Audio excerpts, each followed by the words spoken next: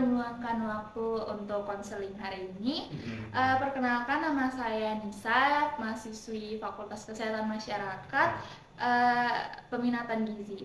Nah, sebelumnya izin konfirmasi dulu, apakah kakak benar-benar bersedia untuk mengikuti konseling ini? Tentu saya bersedia karena mungkin ini juga akan ada manfaatnya untuk saya juga ya. Oke, mungkin kita langsung saja mulai dengan Oke. beberapa pertanyaan untuk mendalami pola makan dan gaya hidupnya kakak ya. Mm-mm. Oke, pertama-tama mungkin bisa saya tahu berapa berat badan dan tinggi badan kakak? Kalau berat badan saya itu sekarang di 53 kilogram, sama kalau tinggi badan tuh 171 cm. Oke, kalau begitu jadi berdasarkan tinggi badan dan berat badan kakak, sekarang indeks massa tubuh kakak itu di angka 18,1. Terus ngaruhnya apa tuh? Nah, jadi dengan IMT 18,1 ini, Mm-mm. kakak itu masuk di kategori berat badan kurang. Oh, iya. Iya, nah itu artinya kakak perlu fokus untuk menambah berat badan dengan cara yang lebih sehat. Oke, oke, oke. Ya, nah sekarang kita mungkin lanjut ke pertanyaan berikutnya ya kak. Mhm. Oke, bagaimana pola makan kakak sehari-hari? Kira-kira seberapa sering kakak makan dalam sehari? Nah, kalau soal makan tuh, pagi hari pasti saya mulai dengan meminum teh dan memakan beberapa potong roti. Nah, untuk makan besarnya, saya tuh makan cuma 2 kali sehari. Itu pun di jam 10 pagi dan di jam 8 malam setelah saya mulai berakhir aktivitas gitu. Oke, wah, pola makan yang cukup unik ya kak. Oke, kalau gitu Ya. kalau cuman makan berat 2 kali sehari itu mungkin bisa menyebabkan tubuh kakak itu kekurangan asupan energi di antara jam-jam tersebut ya kak. Jadi sebenarnya idealnya itu kita perlu makan 3 kali sehari disertai dengan 2 kali selingan. Oh Di ya, pagi oke hari, siap. ya, di pagi hari sarapan kakak itu juga cukup ringan, yakni apa tadi kak? Teh dan roti ya? Iya, teh sama roti. Oke. Mungkin saya sarankan untuk kedepannya itu memperkaya sarapan dengan sumber protein seperti telur atau susu supaya kakak itu bisa mendapat energi yang lebih cukup untuk beraktivitas. Oke, siap. Oke, sekarang next question ya kak. Oke ya. Kira-kira jenis makanan apa yang kakak konsumsi sehari-hari? Bisa diceritakan sedikit?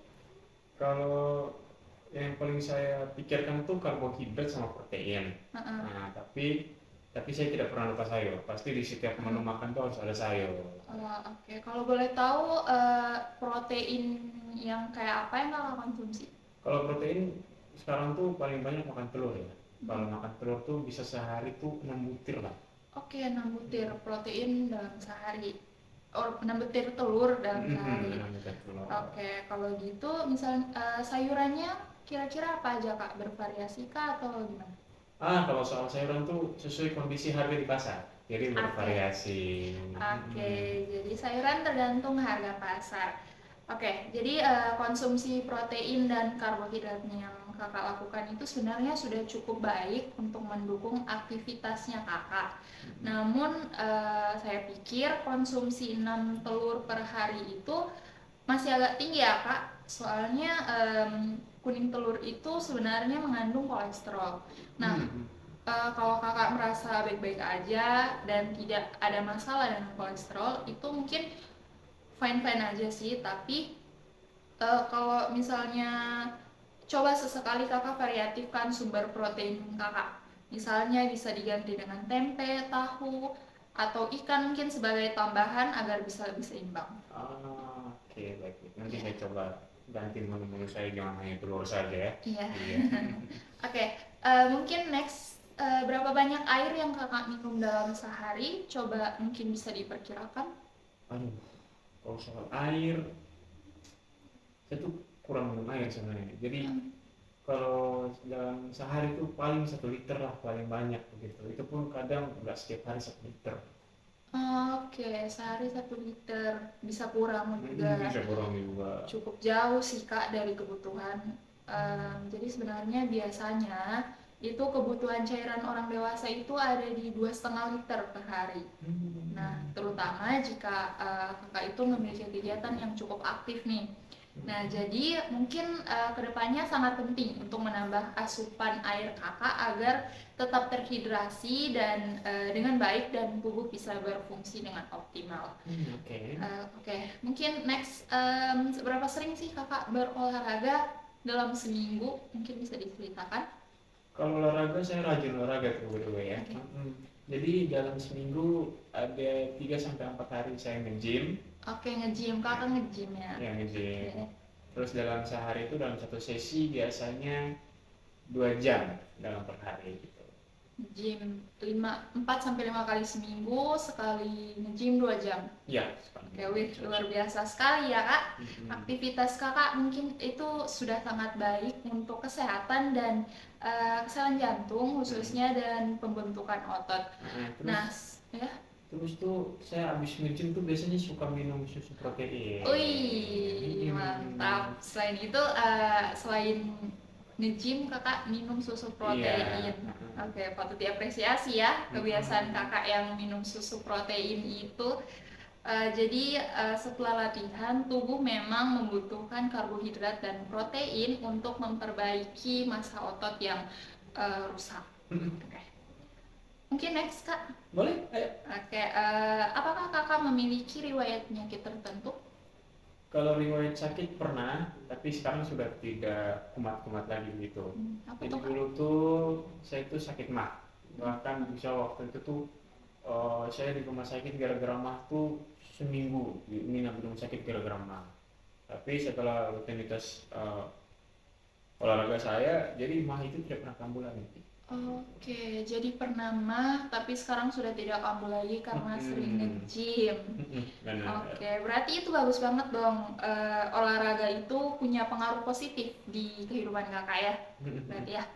Oke, tetapi mungkin kedepannya tetap jaga pola makan agar nggak bikin perut kakak itu semakin iritasi.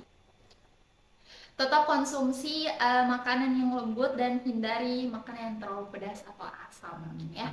Oke. Mungkin adakah pantangan makan atau minuman lainnya gitu kak? Kalau pantangan makan tuh ada sih seafood, tapi nggak semua seafood, cuman udang, kepiting dengan lobster itu saja sih. Oke, jadi secara keseluruhan kakak tidak memiliki pantangan lain selain seafood tadi ya? Berarti hanya harus waspada dengan seafood karena bisa memicu alergi itu? Iya. Oke, jadi gini kak, dari obrolan kita tadi ada beberapa poin yang saya catat di sini. Nah, yang pertama mungkin yang penting adalah atur pola makan kakak supaya tubuh nggak kehabisan energi. Siap. Apalagi kan kakak nih aktif banget ya di nge-gym ini. Oke, mungkin idealnya sih makan 3 kali sehari disertai 2 kali selingan. Dengan camilan sehat di antara waktu makan, contohnya kalau sarapan pagi itu bisa dia jam 7 sampai 8 pagi. Mungkin kemudian makanan siang itu 2 sampai jam 1 siang. Sama makan malam itu jam 6 sampai jam 7 malam. Di antara itu mungkin bisa diselipnya dengan camilan atau snack sehat gitu di pukul 10 pagi atau 4 sore. Terus kenapa sih harus ada selingan atau makan di sesuai jam yang tertera di sini? Karena kalau misalnya kakak makan terlalu jarang, itu tubuh bisa masuk ke fase katabolik. Tahu nggak kak? Apa tuh katabolik itu apa tuh? Kalau fase katabolik sendiri itu adalah kondisi di mana otot itu mulai membakar tubuh itu mulai membakar otot untuk membuat energi. Ini pantas ya kalau kadang tuh kalau siang-siang tuh kalau rasa lapar, kadang tuh kalau tidak nge-gym otot di sini tuh merasa kayak masam sekali rasanya kayak dia lagi menipis gitu. Gitu ya, namanya katabolik ya? Iya kak, namanya katabolik. Nah selain itu mungkin ini juga bisa membantu mencegah mah kakak agar tidak lebih parah ke depannya dan mungkin karena lambung yang terlalu kosong terlalu lama gitu tadi. Iya, baik. Kemudian yang kedua itu mungkin bisa kakak naikkan asupan energi dan protein itu secara bertahap. Karena di sini kakak tadi aktif banget dalam nge-gym, tubuh kakak itu sebenarnya membutuhkan energi yang lebih banyak, energi dan protein yang lebih banyak dari orang biasa. Nah, jadi mungkin kakak bisa tambah asupan makan yang benar-benar bisa ngebantu kakak naikin berat badan dengan sehat dan bangun massa otot. Mungkin kakak bisa coba makanan yang kayak proteinnya dari telur, ayam, tempe tahu, daging, dan susu. Kemudian ada karbohidratnya selain nasi itu ada roti gandum, ubi, kentang. Kemudian lemak sehatnya ada alpukat, kacang-kacangan, minyak zaitun, dan yang lain-lain. Nah, tips dari aku sih kak, makan lebih baik makan dalam porsi kecil tapi sering daripada makan banyak sekaligus dalam satu waktu gitu. Oh ya, nanti coba saya usahakan ya, karena memang sekarang tuh kadang kala tuh kendalanya tuh karena sibuk ya, apalagi soal kerjaan, terus kita sore-sore harus nge-gym kan, jadi mungkin ya saya coba mungkin bawa bekal ya pas keluar ya, biar sedikit pun bisa. Oke. Apalagi tuh ibu, kak yang sudah kak catat nih buat saya. Oke, yang ketiga sebenarnya ini yang paling penting ya kak. Mungkin kakak harus hidrasi yang cukup. Jangan tunggu haus baru kakak harus minum. Oh, gitu. Minum. Ya.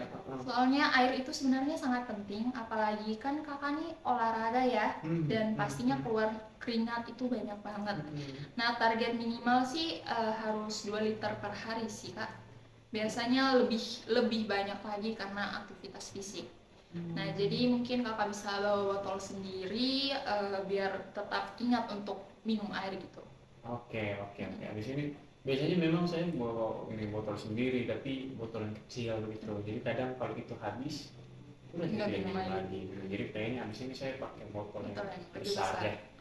Cukup ya. Nextnya mungkin karena kakak pernah mengalami mah ya kak, kita perlu perhatikan pola makan supaya mah itu nggak kambuh lagi. Nah, berapa hal yang mungkin bisa bantu itu, yang pertama itu jangan telat makan ya kak. Siap, oke. Kemudian hindari makanan pedas, asam, kopi, soda gitu hindari dulu. Kemudian kunyah makanan pelan-pelan, jangan makan langsung banyak. Mending makan 5-6 kali dalam sehari tapi dengan porsi kecil daripada sekali makan langsung 2 gunung gitu di piring. Itu nggak baik. Tapi kadang tuh saya tuh nggak bisa hidup tanpa kopi.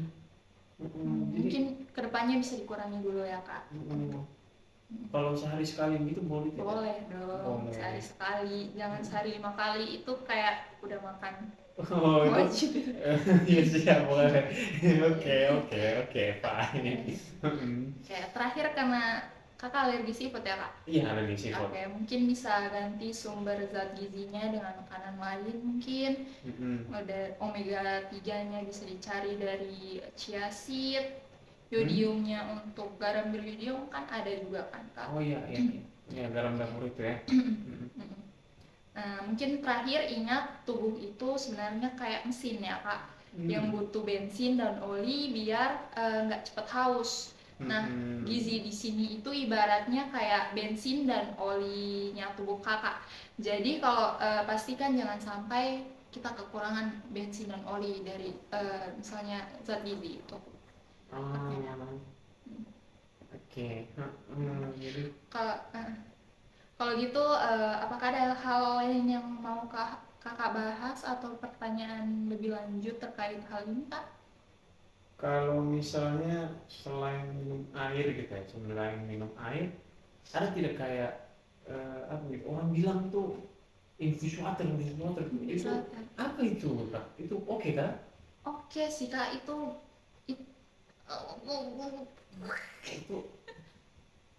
mungkin kakak bisa coba ganti kopi dengan infused water, mungkin itu lebih bagus.